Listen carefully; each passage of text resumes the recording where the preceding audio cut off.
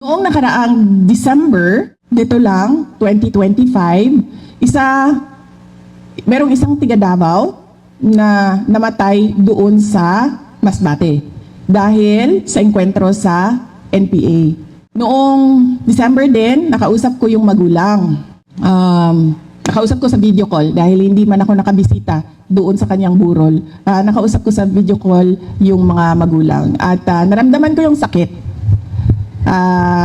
na pinaalam sa akin nung magulang na namatay yung kanyang anak sa engkwentro. Noong nakaraang taon din, dito din sa Oriental Mindoro, ay namatay yung kaibigan ng aking anak.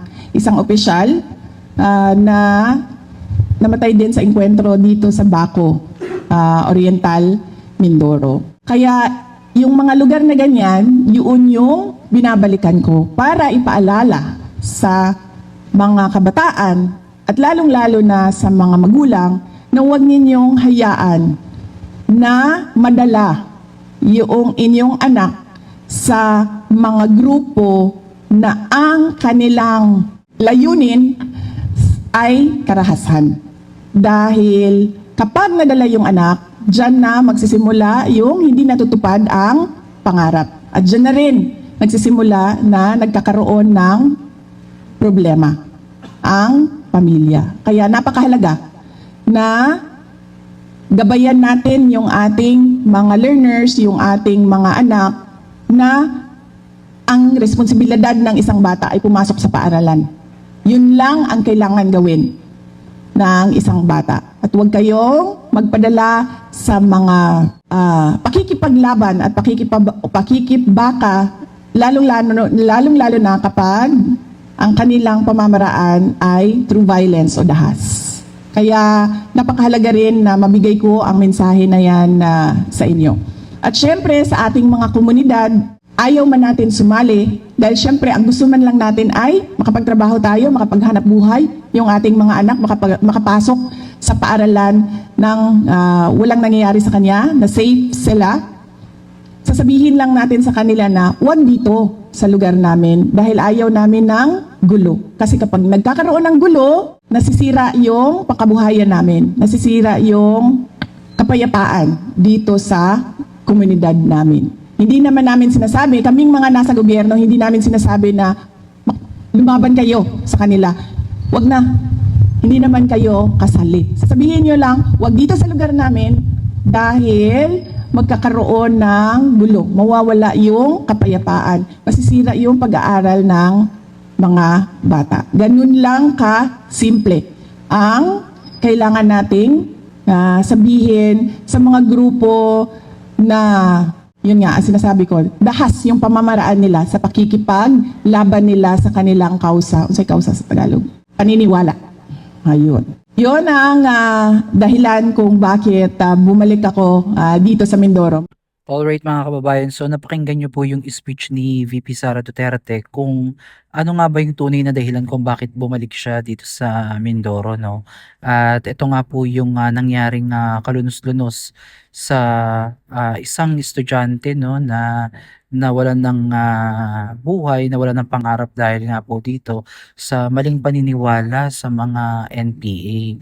So alam naman po natin yung NPA talaga mga kababayan ay gagawin ang lahat, no, para lansihin yung isip ng mga kabataan at itanim sa kanilang mga isip yung karahasan, no, at paghihimagsik sa gobyerno. So yan yung layunin ng NPA at yung mga armadong grupo mga kababayan na pabagsakin yung gobyerno tapos sila yung mag-take over ng power. So yan yung iniiwasan ni VP Sara Duterte. Kaya ngayon ay mas naiintindihan na natin, no, na kaya talaga yung galit ng mga makakaliwang grupo, mga NPA ay talagang ayaw na ayaw dito kay VP Sara Duterte at makikita naman po natin yan sa ngayon yung mga kinikilos ng makakaliwang grupo, no, at talaga namang obvious na obvious mga kababayan na ayaw paupuin itong si VP Sara Duterte. So sa kabilang banda mga kababayan ay makikita talaga natin na yung pagmamahal ni VP Sara ay talagang maganda talaga yung, kanyang layunin at pinapakita niya talaga yung kanyang malasakit lalo na sa mga mag-aaral 'no, na talagang, pinapanatili niya hangga't maaari na makaiwas sa mga ganitong, imbitasyon na ikakapahamak talaga at, ang worst dito ay masira talaga ng tuluyan 'no, yung, kinabukasan ng mga kabataan na mare-recruit po ng NPA. So, para sa akin 'no, napakalaking bagay ng mga ganitong ginagawa ni VP Sara Duterte 'no, na pumupunta talaga personal sa mga lugar na may mga naitatalang ganitong insidente upang nang sa gano'n yung mga, nasa komunidad ay, maging aware 'no, at hindi na tuluyan pang, malansi ang kanilang mga pag-iisip. Kasi talagang, hindi ka titigilan ng mga taong ito hangga't hindi ka sumasapi sa kanila at kung, sakali naman na talagang ang komunidad ay, tumanggi 'no at, sila ay hindi tanggapin ay, maaaring, umalis at, hindi na magpatuloy yung, maitim na plano ng mga ito dito sa lugar na kanilang, pinupuntahan. Kaya sa mga kabataan lalo na yung mga estudyante 'no, na nakaka-experience ng mga ganitong bagay lalo na yung, mga nasa university 'no, na talagang, hinihikayat 'no at, talagang, kumbaga, nililigawan ng mga NPA o makakaliwang grupo, ay talagang, mag-isip-isip kayo 'no sa mga posibleng, kahihinatnan ng inyong, buhay at ng inyong, pangarap.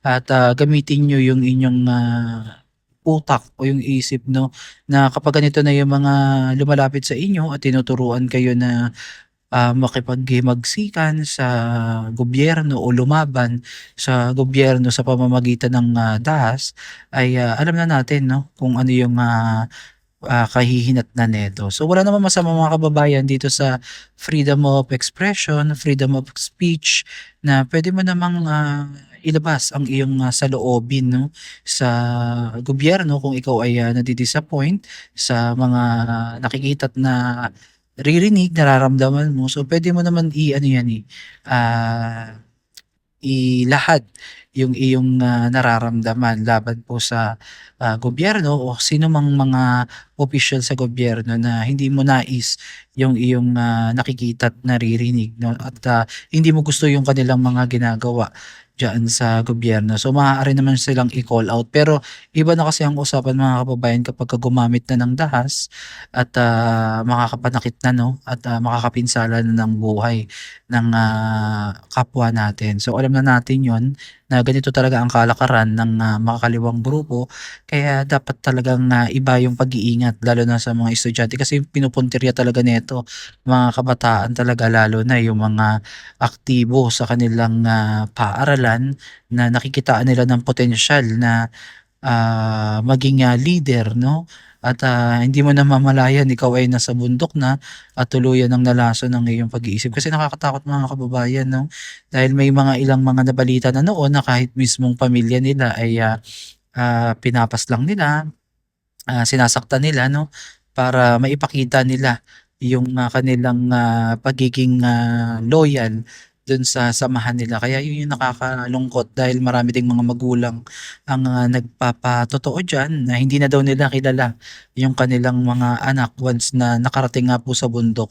So, kahit anong iyak ng magulang mga kababayan 'no, wala ng nagagawa. So, masakit yan sa mga magulang mga kababayan na biruin mo pinalaki mo, pinaaral mo ta's ang ending niyan ay, mamamatay lang 'no at isasabak lang sa giyera diyan sa bundok. So, 'yun lang mga kababayan sana maging, silbing aral ito at itong ginagawa ni VP Sara Duterte ay, ano lang 'to 'no, pagbubukas ng, katotohanan 'no na maging aware tayo sa ating mga nakakasalamuha lalo na kung, ganito yung, pakay 'no at mga plano sa inyo ay, iwasan niyo na agad at, tumanggi upang nang sa gano'n ay, maging mapayapa yung inyong komunidad and also yung mga mag-aaral diyan sa komunidad na talaga namang, pinamamahayan ng mga ganitong, nilalang.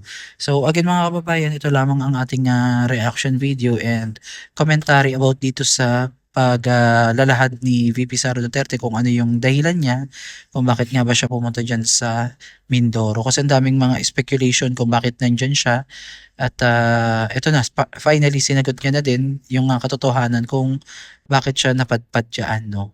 So again, maraming salamat po mga kababayan at God bless po sa inyong lahat.